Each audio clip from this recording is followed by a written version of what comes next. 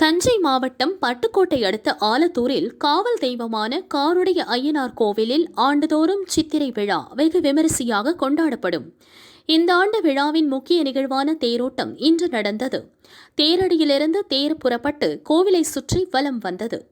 பக்தர்கள் தேரை வடம் பிடித்து இழுத்தனர். திரளான பெண்கள் கும்மி அடித்து ஐயனாரை வழிபட்டனர்.